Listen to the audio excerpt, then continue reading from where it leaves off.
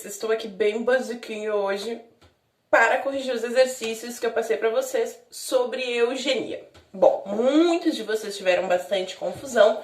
Tudo bem, vamos tentar compreender melhor esses conceitos e compreender por que é tão importante entender eles nos dias de hoje, se eles já não são mais considerados ciência, né? Se o darwinismo social, se o evolucionismo cultural já não é mais considerado ciência hoje em dia. Por que é tão importante a gente estudar? Por que é tão importante a gente conhecer essas teorias, né? Então, a gente está estudando cultura, né? É importante frisar o que é cultura. Cultura é toda e qualquer produção humana. Então, quando a gente tem aquela coisa do senso comum, aquela pessoa cheia de cultura, bom, é uma ideia errada de que cultura é o conhecimento, de que cultura seria a pessoa erudita, né? O ensino escolar. Então, quem tem mais diploma teria mais cultura? Não, né? Isso está completamente errado. Isso é uma ideia de hierarquizar os conhecimentos.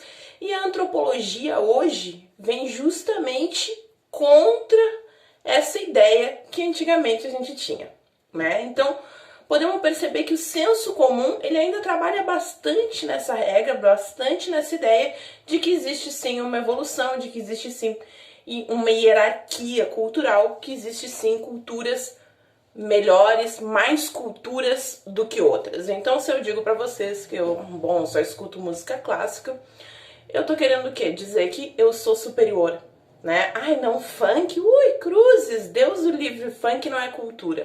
Como que funk não é cultura? Funk tá falando da realidade de uma periferia, tá falando de uma vivência, de uma experiência coletiva. Como que não é cultura, né? O funk, inclusive, é mais cultural por ser mais normal, por ser a realidade no Brasil, porque a gente constrói muito mais isso. Então, dialoga muito mais com a nossa realidade do que a música clássica, né? Bom, isso é só pra gente ver como o nosso ideário de cultura, do que é civilização, ainda é bastante colonizado, né? E como é nosso papel e como a gente tem a função aqui na sociologia de estar pensando e refletindo sobre exatamente isso, né? E vendo, cara, não acredito que eu penso assim. Exatamente. No momento que tu pensar, nossa, como eu era idiota. Perfeito. Porque todos nós estamos em constante, né, mudanças e conhecimentos, e a ideia é essa mesmo, né? Bom, então, evolucionismo cultural e darwinismo, eles são bastante semelhantes, tá? Não tem problema, que a gente pode até usar como a mesma coisa para vocês. Nenhum de vocês é antropólogo, vai ser, quer dizer, não sei ainda, mas enfim. O evolucionismo cultural, ele tem o dogma, uma ideia firmada de que as sociedades, elas surgem de forma primitiva. Todas as sociedades surgiram de forma primitiva. E elas vão evoluindo, por isso evolucionismo, elas vão evoluindo para uma sociedade civilizada. Então, eu, pessoa da capital, vou lá estudar o interior, eu acho eles menos civilizados, eu acho que eles são menos evoluídos, eu acredito que, na verdade, eles não passaram pelo que eles deveriam passar, né, para poder chegar aonde eu estou, ao meu patamar, né? Nós temos esta visão individual, mas também existe essa visão coletiva, né? Então, os antropólogos do início do século XIX, né, do século XX, eles acreditavam que estudar tribos indígenas era estudar a sua história. Vocês conseguem perceber o quão problemático é isso?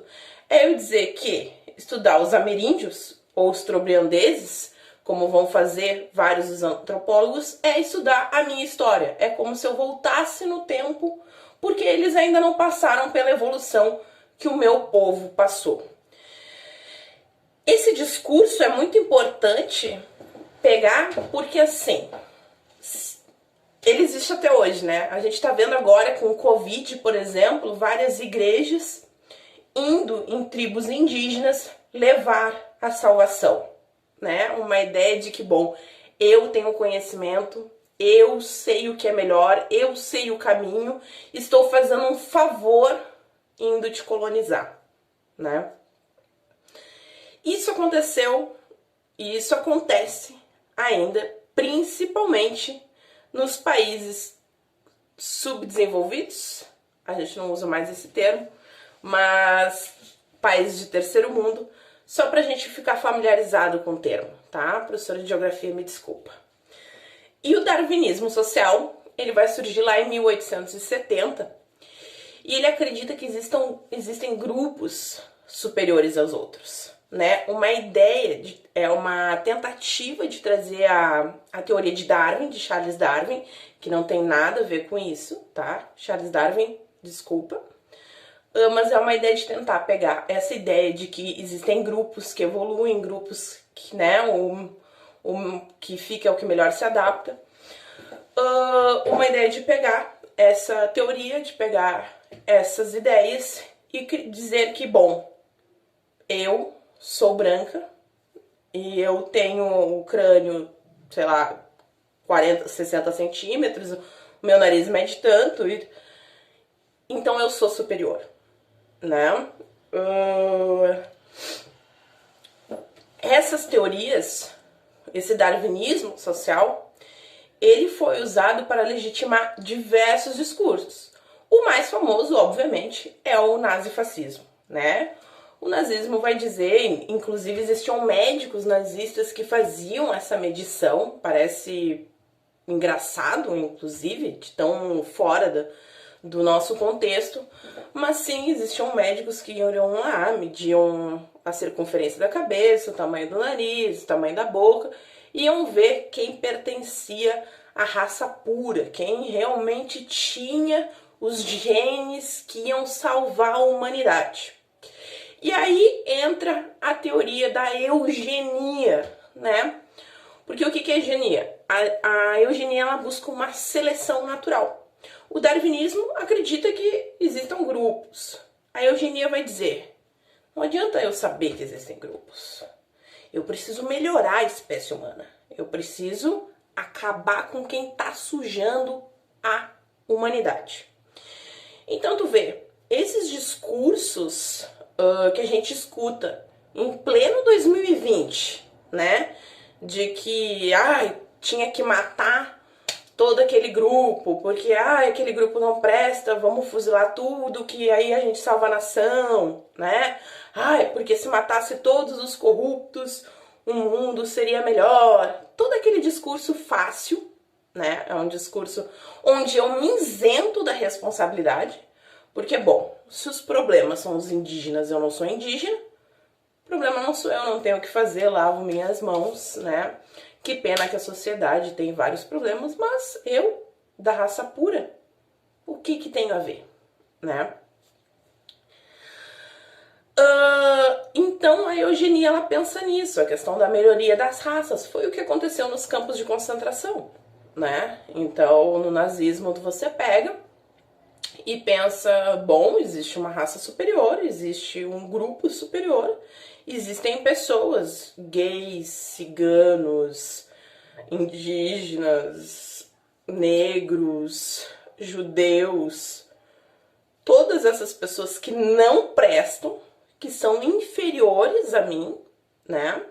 Por questões genéticas, então não importa se a pessoa é boa ou não. Mas fulaninho é tão bonzinho.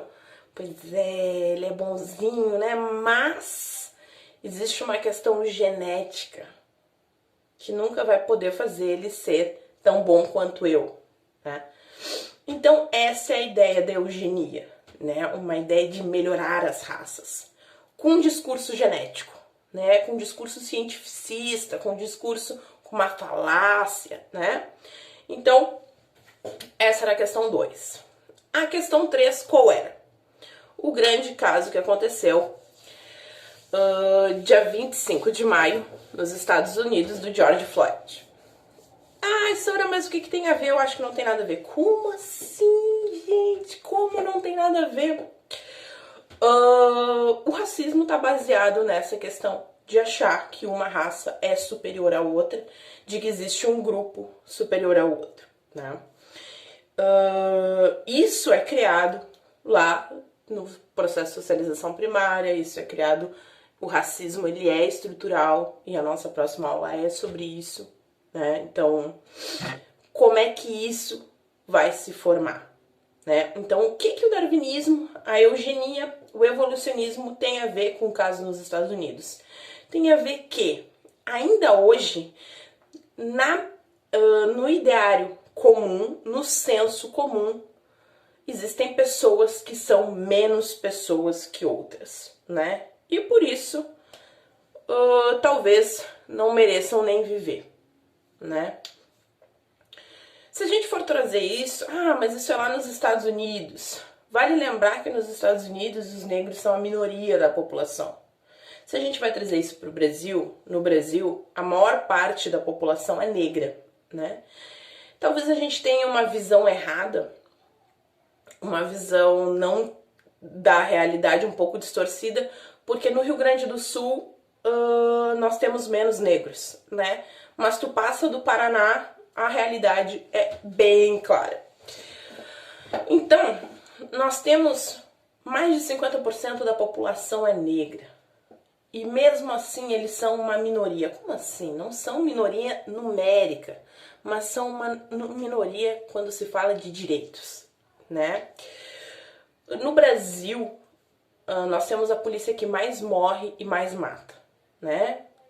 Policiais, a maioria negro e pobre, matando favelado, negro e pobre, né? Em sua maioria.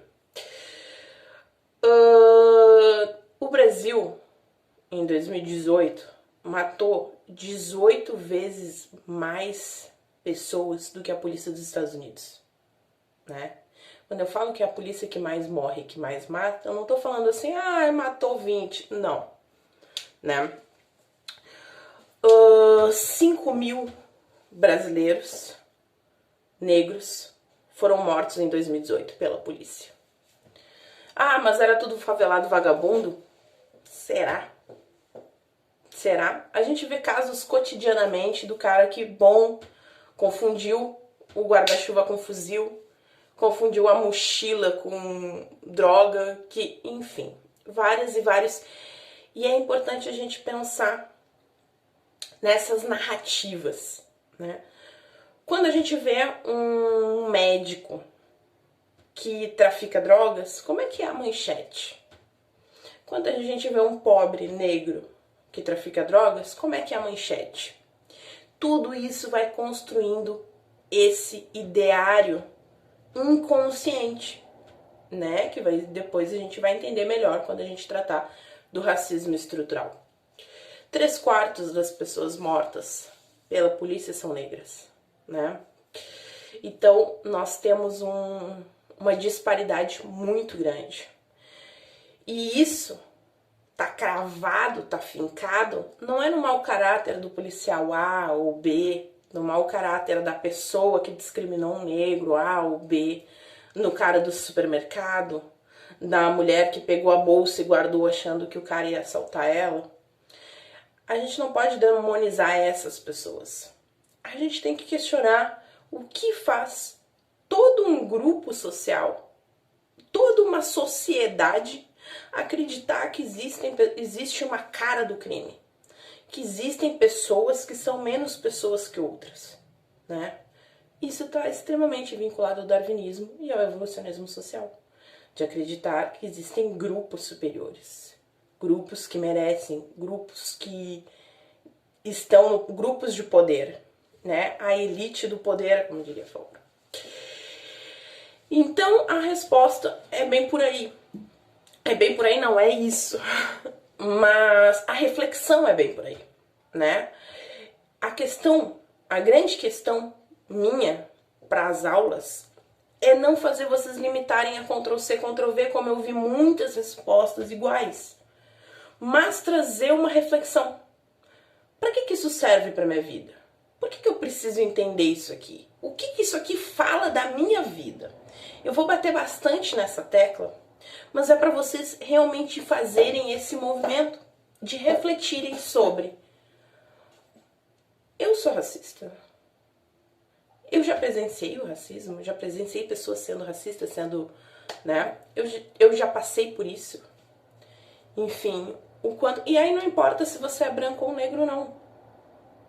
Porque a estrutura social é indiferente, né? Claro que como a gente vai sofrer isso e vai passar por isso é bem diferente. Eu não tô dizendo isso, eu tô dizendo que o nosso imaginário, ele é coletivo. E ele é construído de forma coletiva, né? Então, é isso que a gente tem que refletir, tá? Então, na próxima aula, eu vou deixar alguns vídeos, vou deixar 3 vídeos. Um de um professor maravilhoso, sociólogo, que fala exatamente sobre a questão do racismo estrutural. Uma conversa com o Mano Brown, que também é um professor, né? Não adianta.